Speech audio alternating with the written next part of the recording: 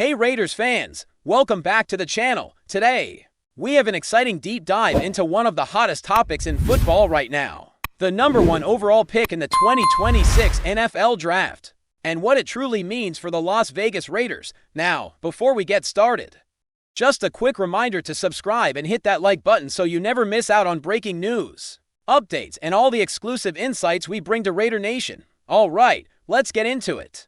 The question that everyone keeps asking me is simple but loaded. Should the Raiders trade the number one overall pick? And if they do, what exactly would it take for another team to pry that pick away? To be completely transparent, I am firmly in Team Mendoza. I believe Fernando Mendoza has the potential to be a franchise quarterback, someone who can completely transform this team. That being said, I also get asked constantly about what the trade market would look like if the Raiders did decide to make a deal. So today, we're going to break down my perspective on the cost of the number one pick, what I would demand, and why, at the end of the day, I don't see this pick leaving Las Vegas. First, let's talk philosophy. This offseason is all about supply and demand.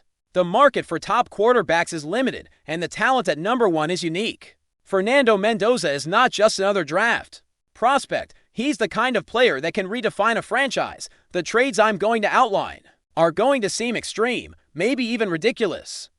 But that's exactly the point. I want Mendoza, and I want to make sure that any team attempting to move up to get him would have to pay an extraordinary premium. The reality is that the Raiders front office, led by Tom Brady and John Spike, is in a position to leverage this opportunity in a way that maximizes value. If another team is serious, they need to come prepared with multiple first-round picks and potentially a quarterback in return. That's where the conversation starts. Let's get into the specifics. My starting point for any trade involving the number one overall pick begins with 4 first-round picks. That's right, for first-round selections. If a team can't meet that baseline, I'm not even taking the call seriously, and it's not just about raw picks. It's about strategic value. If the Raiders were to consider giving up the top spot, I also want a quarterback in return. I'm not necessarily demanding a starter, but I do want a player who can at least provide depth at the position. Especially considering the current quarterback situation in Las Vegas. Geno Smith is moving on. Kenny Pickett is a free agent, and Aidan O'Connell is the only name on the depth chart. The margin for error at quarterback is razor thin, so any trade has to reflect that reality. Now, when we look at the NFL trade value chart, it adds an interesting perspective. This chart essentially assigns point values to every pick in the draft, which can help teams understand relative worth. For instance, the number one pick is valued at 3,000 points, while the second overall pick is at 2,600. Using this chart, the Jets could theoretically move up to number one with a swap of their pick, plus a second-round selection at number 33. But let's be honest, that's nowhere near enough. The chart gives us a baseline, but real-world negotiations are much messier. The value of a generational quarterback prospect like Mendoza far exceeds any simple point system.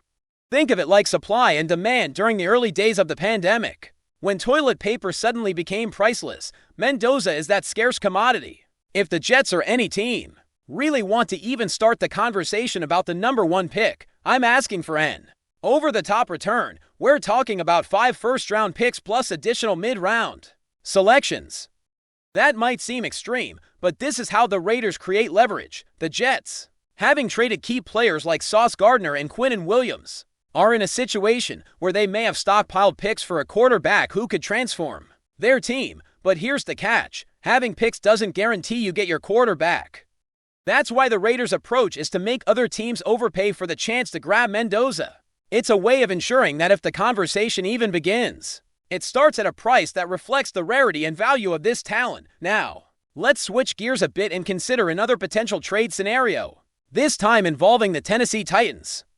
The Titans are in a period of transformation, and hypothetically, they might be willing to trade Cam Ward if they wanted the number one pick. My terms would be clear. I want the 4th overall pick, their second-round pick at number 35, their first-round pick in 2027, Cam Ward, and Jeffrey Simmons at defensive tackle. That's a lot to ask, and I don't expect Tennessee to meet it. But the idea here is to set a benchmark for the value of the number one pick. In football, as in business, the starting point of negotiations often sets the tone, and for a player like Mendoza, That starting point has to reflect his potential impact on a franchise.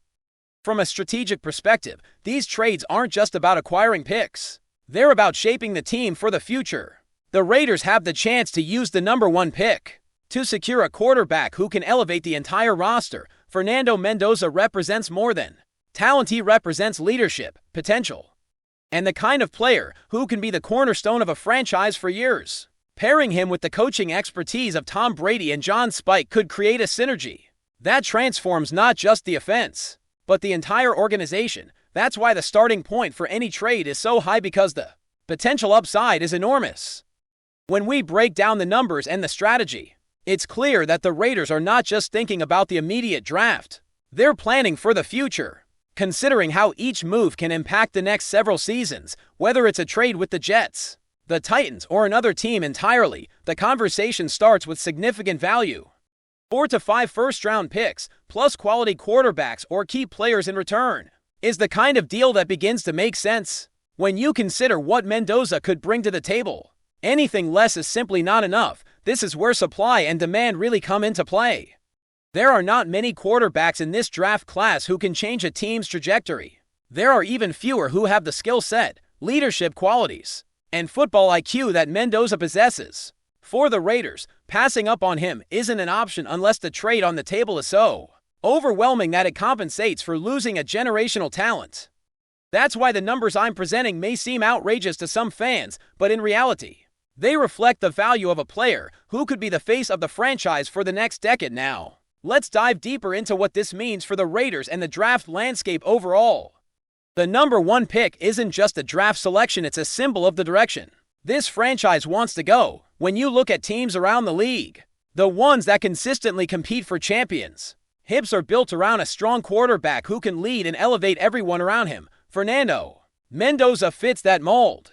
He's not just a talented player, he's a generational talent who can command an offense, read defenses, and make the players around him better. That's why, even in these trade discussions, the threshold for giving up that number 1 pick is extremely high. It's important to understand the context of the Raiders' current roster and coaching structure.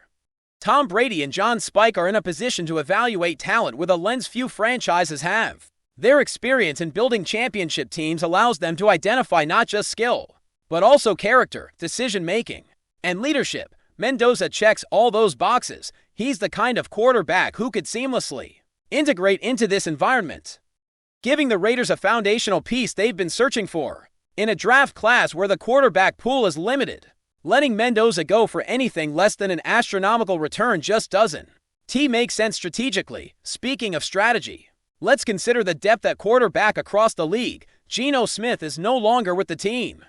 Kenny Pickett is a free agent, and Aidan O'Connell is still developing. That leaves a huge gap that cannot be underestimated. Any trade that involves the number 1 pick must account for this reality.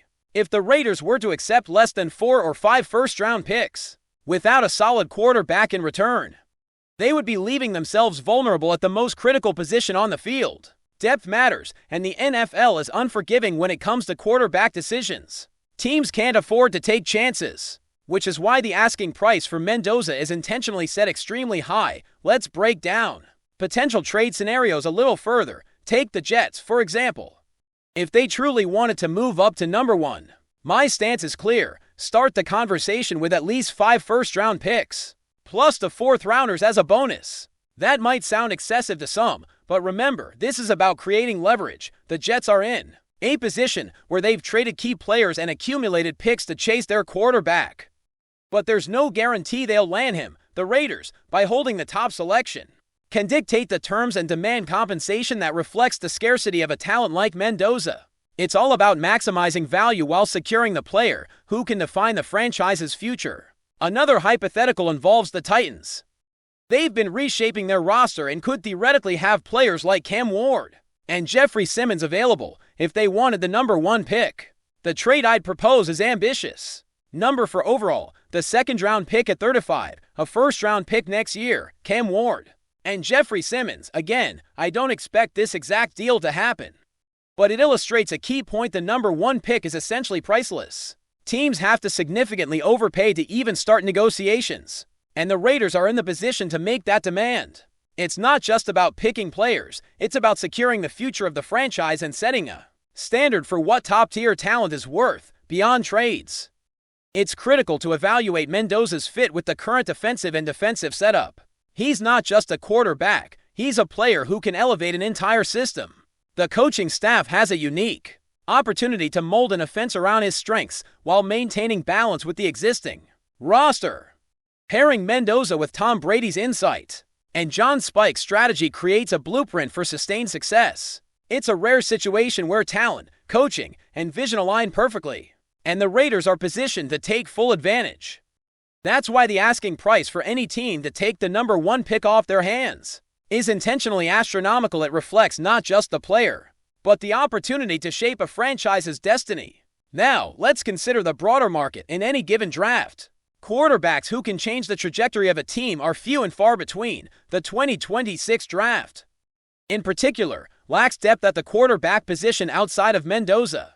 There's limited talent in the free agent pool as well, making him even more valuable. The Raiders understand this, and that's why the trade discussions I'm outlining are extreme. If a team wants to even attempt to acquire Mendoza, they must accept that they're negotiating for one of the most coveted players in recent history. It's a classic supply and demand scenario where the supply is minimal, the demand is sky high, and the price reflects that imbalance. It's also worth noting that the value of a player like Mendoza transcends statistics. Yes, he's a Heisman Trophy winner with impressive metrics, but he brings intangibles that matter even more: leadership, poise under pressure, football IQ, and the ability to inspire teammates. The Raiders recognize that building a winning team is about more than just picks. It's about people who can execute under pressure and elevate the entire roster. This is why the conversation about trading the number 1 pick is not just about quantity of picks. It's about the quality of the return and ensuring that the team remains competitive at the quarterback position regardless of the decision. Let's not forget the importance of timing. Right now, the draft market is fluid, but opportunities like this don't come around often. Holding the number 1 pick gives the Raiders unprecedented leverage. They can shape the conversation, demand a premium, and set the standard for what a franchise quarterback is worth. Any team attempting to move up has to acknowledge that they are negotiating for a once-in-a-generation talent. By setting high demands, whether it's multiple first-round picks, key players, or strategic assets, the Raiders ensure that the cost of acquiring Mendoza reflects his true value. Before we continue, don't forget to subscribe to our channel and give this video a like. Your support helps us keep bringing you the latest updates on our Las Vegas Raiders. And don't be shy, drop your thoughts on the news in the comments below. Explosive news is rocking the NFL landscape as rumors swirl around the Las Vegas Raiders. Sources close to the organization suggest the team may have pulled off a stunning move, reportedly signing quarterback Jordan Love in what could be a bold attempt to shake up the franchise's offense. While nothing has been officially confirmed, insiders hint that the arrival of Love might signal a significant shift in the team's strategy, potentially signaling the end of an era for a veteran quarterback. Long considered the face of the Raiders' offense, the speculation has ignited a firestorm among fans and analysts alike. Jordan Love, once a highly touted prospect, has spent much of his early career under the shadow of a more established starter, but his potential has always been a tantalizing topic. Could the Raiders be betting on raw talent and a fresh approach to invigorate their passing game? Observers note that Love's arm strength and mobility might offer the team new dimensions, though questions about his readiness to step into a full-time starting role remain. Adding fuel to the rumor mill is talk of a veteran quarterback being cut from the roster, a move that would clear the path for Love while sending shockwaves through the locker room. While the name of the veteran hasn't been officially released, speculation points to someone whose tenure with the team has been marked by both highs and lows. The decision to let go of experience in favor of youth could be seen as a calculated gamble, one that may redefine the Raiders' trajectory for the upcoming seasons. Fans have taken to social media, debating the wisdom of the potential signing. Some argue that the Raiders are taking a bold step toward long-term success, prioritizing potential over proven performance. Others warn of the risks inherent in transitioning to a young quarterback without a clear support system. Meanwhile, analysts are dissecting every past performance of Jordan Love, weighing his flashes of brilliance against periods of inconsistency, trying to predict whether he could rise to the occasion in a high-pressure environment. If the rumors prove true, the Raiders would be sending a clear message: the future is now. And the franchise is ready to gamble on youth and upside. The unfolding drama has already captured headlines and sparked endless debate. And the NFL world will be watching closely to see if Jordan Love can indeed become the next pivotal figure under the bright lights of Las Vegas. That's it for this update. If you enjoyed the video and want to stay updated with exclusive news about our Las Vegas Raiders, be sure to subscribe to our channel and hit that like button. We can't wait to hear your thoughts in the comments. See you in the next video.